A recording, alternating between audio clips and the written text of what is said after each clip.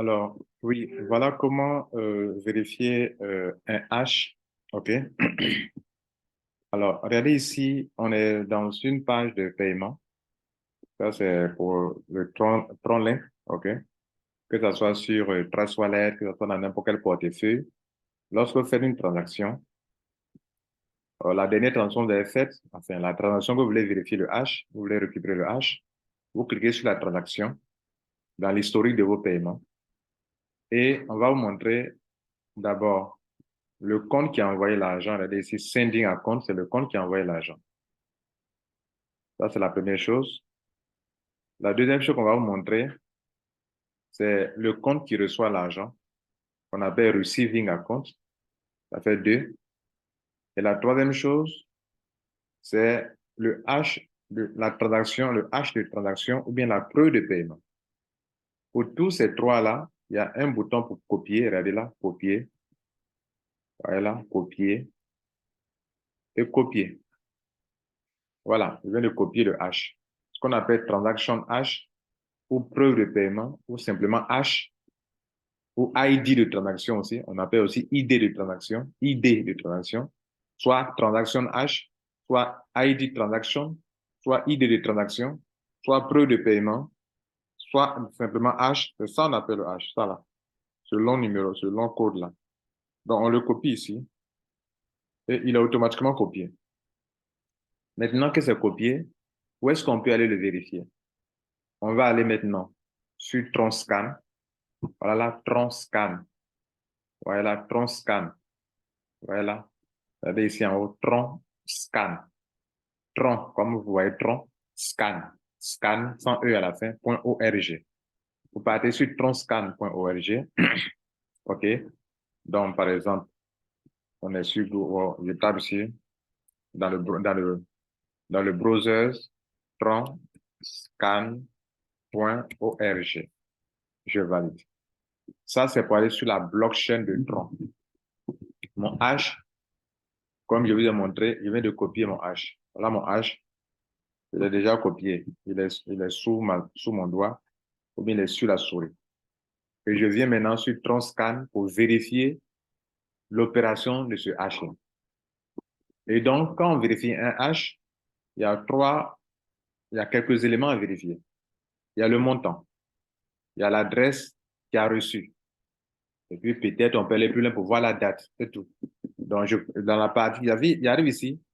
Ici, ils ont écrit la recherche de tokens, de comptes, de contrats, smart contracts, si vous voulez, de transaction de hash, de blocs de transaction. Tout ça là, on peut faire la recherche dans la loupe là.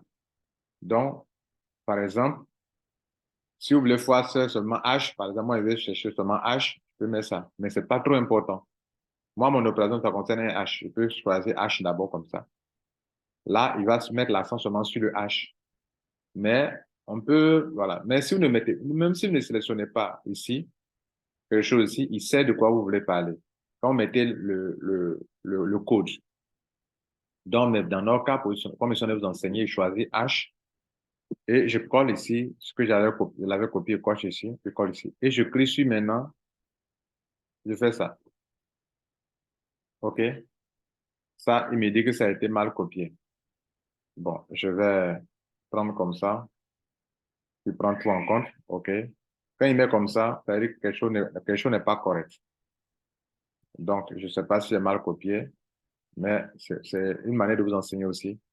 Donc, je mets comme ça et je valide. Donc, c'est bon. Donc, ce que vous allez demander, quand vous venez ici, ne touchez à rien. Quand vous venez sur le site, tronscan.org, ne touchez à rien et collez ici le hash de transaction. Maintenant, une chose qu'il faut retenir, quand vous copiez un hash de transaction, moi, par exemple, mon hash, qui est ici, là, je peux retenir deux choses importantes. Le hash commence par 86 et finit par AC. Quand je colle ici, je m'assure que mon hash commence par 86 et termine par AC. Ça, c'est facile à retenir en une seconde. Vous retenez que mon H commence par 86. OK? Mon H commence par 86 et finit par AC. Donc, quand je copie, parce que si je copie mal que je colle, quelque chose peut manquer. Regardez, tout ceci, même un C manque. Regardez ici, un C manque. Vous voyez, on dit qu'on ne peut pas trouver ce H. Vous voyez. Donc, moi, peut-être dans la sélection, pour ceux qui sélectionnent et puis qui copient, peut-être quand en sélectionnant, ils sélectionnent comme ça. Regardez là, ils sélectionnent comme ça. Et j'ai laissé un C. Ça là, si je laisse un C et que je valide, il va dire non, il ne connaît pas il va dire il ne connaît pas ce truc-là, il ne connaît pas ça. Vous voyez là?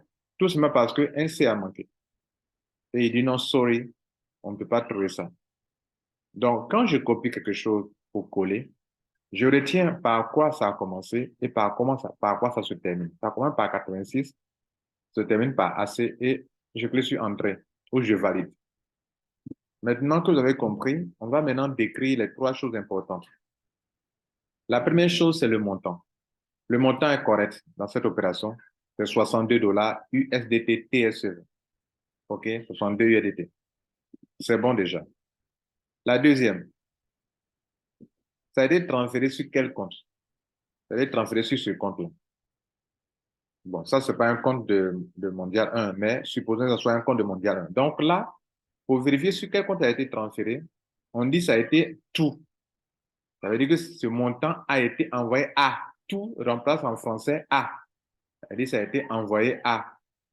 Voilà, donc tout, ça a été envoyé à, et puis ils ont mis le reste en rouge pour ne pas que vous confondiez. Donc ça a été envoyé à cette adresse, c'est cette adresse qui a reçu l'argent. Troisième chose, qui a envoyé l'argent? Ça, pour Mondial, ça ne nous intéresse pas. Ça ne nous intéresse pas qui a envoyé l'argent. Ça ne nous intéresse pas. Peu importe la provenance. Ou bien si vous voulez vérifier votre paiement, peu importe là d'où ça vient, l'essentiel, est-ce que le montant est correct? Est-ce que ça a été envoyé à votre adresse? C'est ça qui est le plus important. Ce sont les deux choses importantes. Maintenant, le même H que j'ai mis en haut ici, que j'ai mis en haut là, et en haut là, OK? Le même H est apparu ici. Regardez, H, ils ont mis la H. OK? Ils ont mis la H. Et une dernière chose que vous pouvez venir vérifier certainement, c'est ici là. Ils ont mis la token transfert. On dit c'est une opération. Pourquoi on parle de token? Parce que USDT TRC20, c'est un token, c'est pas un coin. C'est Tron qui est un coin. USDT, c'est un token qui utilise la blockchain de Tron. C'est pour ça d'ailleurs, on vient sur Tron pour vérifier les USDT qu'on a transférés. Donc, la première dernière chose que vous pouvez faire, c'est de venir ici parce que toute une bonne opération s'affiche ici. Si l'opération n'est pas une bonne opération, vous ne verrez pas ici. Il répète la même chose. La même chose qui a été mentionnée en haut ici. Cette phrase-là, qui est en haut ici, là, c'est ça là. La même chose est expliquée ici aussi également. Vous avez transféré un token, un token, une seule transaction qui a quitté le compte le numéro temps et qui est pas dans le compte numéro temps. Et voilà le montant qui a été reçu. Souvent, si l'opération a échoué, vous allez voir qu'en bas, vous ne verrez pas ce montant-là. Voilà, on m'a montré qu'il n'y a pas eu de transaction, on met zéro. Et en ce moment-là, vous allez voir que ce n'est pas une bonne opération. Mais le plus important, c'est de voir ce qui est ici. Quand ils ont mis ici résultat successful, que ça a été confirmé, c'est que ça est dans le compte du destinataire. Le destinataire, d'abord, l'opération d'envoi a été un succès. Statut, ça a été confirmé. Ça veut dire que ça est dans le compte de la personne. Donc, nous, quand on vérifie, comme on dit à vérifier, ou bien vous-même, quand vous recevez l'argent, vous devrez vérifier. Vérifier ce qui est rapide à vérifier. Le montant est-il correct? Oui. Est-ce que l'adresse sur laquelle ça a été envoyé, ça a été correct? Oui. On peut vérifier aussi une adresse envoyant en retenant trois choses importantes. Quelles sont les deux premières lettres au début, les deux lettres au milieu et deux lettres à la fin pour t'assurer, parce qu'il y a des adresses qui se ressemblent. Vous voyez que sur USDT, il y a des voleurs qui utilisent des adresses qui se ressemblent pour chercher à vous escroquer. Non, sur TronLink Pro, il y a des scammers, des escrocs qui utilisent des adresses similaires pour mettre dans votre historique, pour essayer de vous tromper votre vigilance. J'avais déjà fait une vidéo là-dessus. Voilà, bref, voilà un peu ça. Donc, le problème, c'est quoi? C'est que souvent, les dossiers qui sont rejetés, soit vous vous trompez dans le montant, vous envoyez 60 dollars au lieu de 62, votre dossier sera rejeté. Soit vous trompez chez le destinataire, c'est pas vous allez refuser. Donc, si le destinataire n'est pas mondial, le montant est correct, mais on refuse. Troisième chose, soit le montant, l'adresse, le H que vous envoyez là. Il y a quelque chose qui manque. Donc, quand nous, on essaie de vérifier, on dit que sorry, no fund. Vous êtes sûr que vous avez fait une bonne transaction. C'est pas faux. Le montant peut-être est correct chez vous. Le H même est correct. L'adresse de réception est correcte. Mais vous-même, là, vous avez mal copié dans votre email là. Quand vous êtes en train d'envoyer le dossier à Mondial, là, vous avez mal copié. Soit au début, vous avez laissé le 8 qui est là, c'est un exemple que je donne. Et puis, vous avez fait comme ça, envoyer sans le 8. Or, sans le 8 là, ça ne passe pas. Il suffit que quelque chose seulement manque. Ou bien, quelque chose dans votre email là-bas, peut-être là, vous avez copié, il y a quelque chose qui n'avait rien à voir. Par exemple, vous voyez ce truc-là que je viens de mettre ici, là, ça n'a rien à voir. Et puis, vous avez tout sélectionné et vous avez copié tout ça là. Regardez ici, si vous copiez tout ça là, que vous envoyez ici, que nous on vérifie comme ça là, regardez ici. Ils nous dit que ça ne peut pas être trouvé.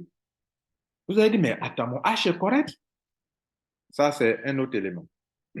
OK? C'est parce que vous avez ajouté des choses qui ne devraient pas ajouter. Vous avez mal sélectionné. Donc, l'erreur est venue depuis la sélection. Vous avez mal sélectionné.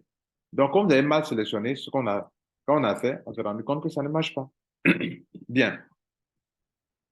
La dernière chose qui peut faire que votre H peut être refusé, c'est que votre H, c'est un peu votre argent, en fait. Je peux payer quelqu'un durant des années et puis lui dévoiler le H au fur et à mesure. Donc, vous avez payé un H la semaine passée. Le H, c'est encore votre argent qui est là. Donc, si, un instant, si votre H que vous avez envoyé est un H qui a été déjà utilisé par d'autres personnes, évidemment, ça sera refusé. Ça a été déjà utilisé par d'autres personnes. Donc, ça sera refusé. C'est parce qu'un H ne peut pas être utilisé deux fois. D'autres trichent en faisant cela. La dernière fois, quelqu'un a créé son compte, on a chargé, et puis lui-même encore, il vient demander un changement avec le même H encore. Vous voyez, c'est de l'escroquerie, c'est du vol. Donc, nous, quand vous utilisez doublement un H, vous cherchez à escroquer. Vous-même, quelqu'un vous a payé, vous avez déjà vérifié, la personne a utilisé le même H pour donner à une autre personne encore. Donc, entre les deux, il y a un qui est voleur. Mesdames, Messieurs, on va s'arrêter là. Je crois que j'ai dit tout le plus important. Toutes les précautions devraient prendre, je vous ai tout expliqué. Je crois que vous ne devez pas avoir encore des problèmes. Je vous remercie.